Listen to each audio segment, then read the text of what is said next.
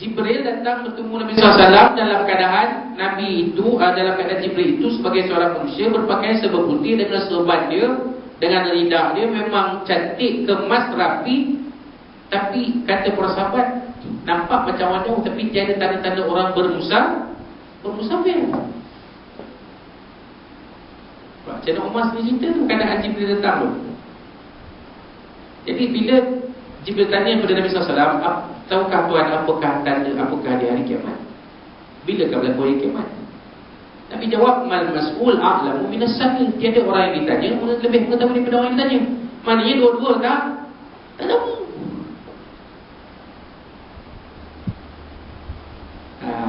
Jadi kalau Nabi kata tahu, kalau tak tahu ni Nabi jawab macam tu, tengah-tengah. Mana? Tapi Nabi kata akan kuterangkan kepada kamu tanda-tandanya. Yang Nabi Rasulullah perintah Nabi SAW jawab, terangkan kepada umat ni ialah tanda-tanda hari kiamat. Nabi tak, Allah Ta'ala tak suruh Nabi cerita bila berlaku, tahun bila berlaku, lagi berapa tahun lagi akan berlaku. Tak ada. Nampak? Itu cerita tentang usia dunia. Nah, sekarang kita kurun ke 14 Hijriyah, kurun ke 15 Hijriyah, 1437. Nah, habis dah 37 ni. Sebulan lebih lagi tukar pula 1438 Hijriyah. Ada 62 tahun lagi. Mujaddidnya tak nampak lagi. Apakah mujaddid itu Imamul Mahdi? Wallahu a'lam.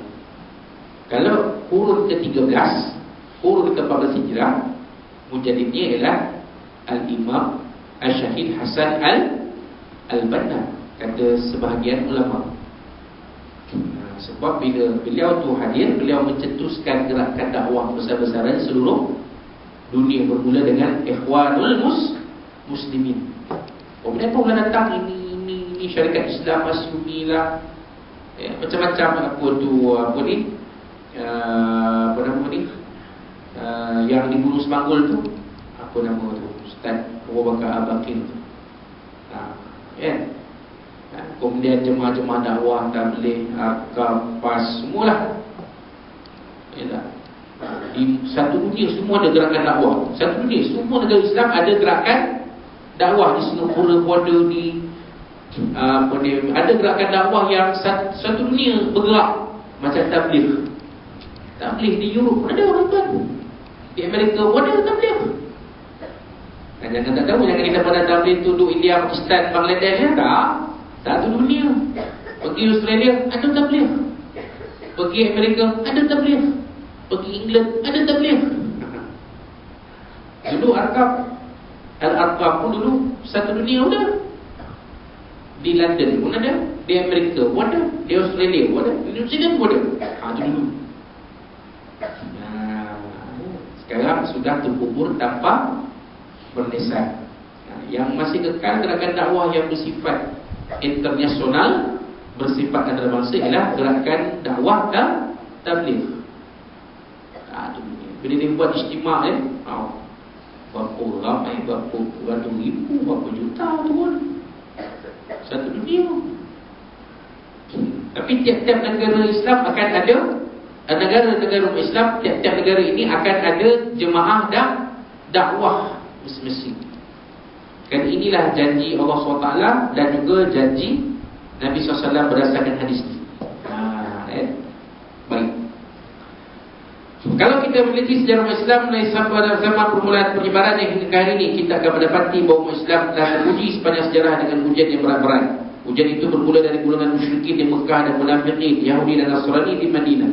Seterusnya gerakan riddah, majusi yang berselimutkan Islam, ulungan batiniyah, pengaruh falsafah dan pemikiran Yunani, serangan bangsa Mughul dan bangsa Tatar yang menghancurkan tamadun Baghdad pada pertengahan abad ke-7 Hijrah. Begitu juga halnya dengan penyembelihan beramai-ramai terhadap kaum muslimin ketika berlakunya kejatuhan kerajaan Islam di Andalus, iaitu Spanyol dan seterusnya, disambung dengan pengaruh-pengaruh gerakan di Paris Barat terhadap dunia Islam, gerakan Zionis Yahudi dan misionari Nasrani yang mempunyai alatan dan kebudayaan yang banyak, dan seterusnya serangan dari segi pemikiran, kebudayaan dan sebagainya.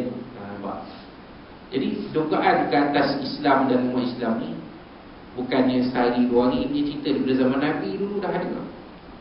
Dah muncul dah Musailamah Al-Kazab, Nabi-Nabi palsu.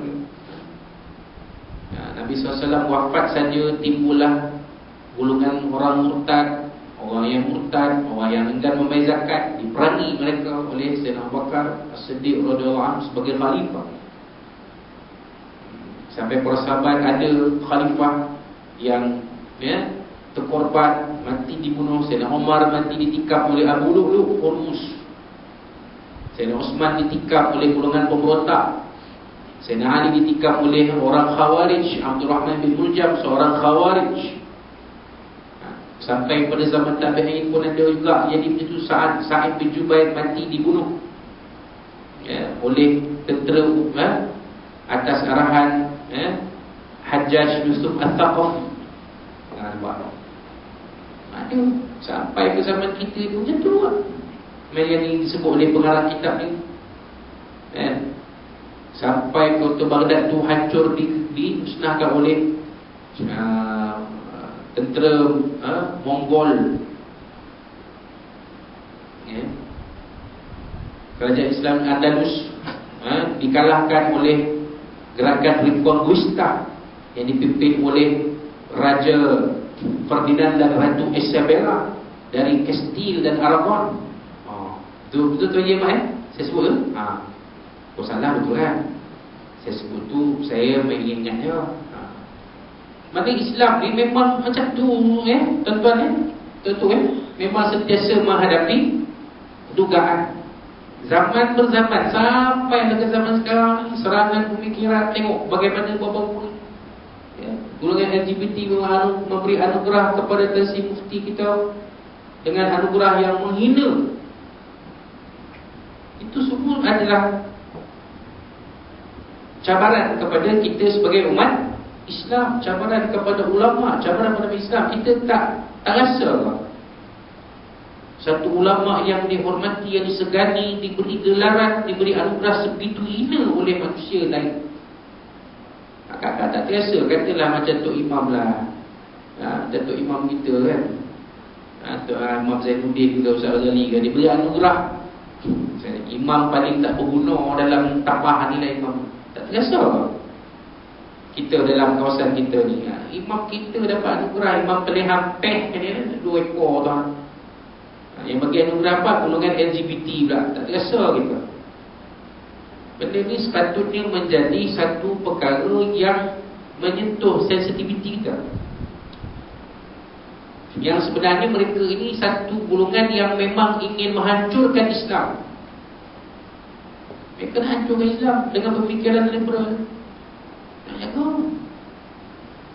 Islam ni tak perlu berpandu kepada mazhab. Kita boleh pakai akal kita. Allah Ta'ala bagi kita akal. Baca Quran macam ni kita boleh fikir. Sedangkan yang mengetahui ilmu Islam ni ialah ulama. Kita tak tahu, kita kena merujuk kepada ulama. Kita tak boleh merujuk kepada akal kita. Sebab kemampuan akal kita terbatas. Mungkin akal kita boleh berfikir, tetapi ilmu kita tak ada. Macam mana kita nak menjanakan akal kita berfikir, mengkaji ilmu tu? Ilmu tak ada. Cara kita fikir, maka kita bertanya kepada ulama. Dia main macam tu. Dia main modal ulama tu. Jangan ikut ulama. Ulama tak maksum. Ulama macam kita juga. Ini semua lah. Memang ulama itu tidak maksum. Yang maksum hanya para Nabi dan Rasul. Tetapi yang paling takut kepada Allah SWT, innama yakhshallaha min ibadihi al-ulama. Tentu buka Al-Quran. Quran ada. Mari kita tengok tentang mana ayat yang menyatakan demikian. Tengok. Kalau tak salah saya dalam surah Fatir, Allah SWT berfirman. Mari kita tengok kat mana, tentang mana duduk ni. Ayat 28 surah Fatir. Wa minan nasi wad dawabi wal an'ami mukhtalifun alwanuhu kadzalik. Innama yakhshallaha min ibadihi ulama. Innallaha azizun ghafur. Dalam ayat ini Allah Ta'ala menegaskan antaranya sesungguhnya yang paling takut kepada Allah dari kalangan hamba-Nya ialah para ulama. Memang ulama tak masuk, betulkah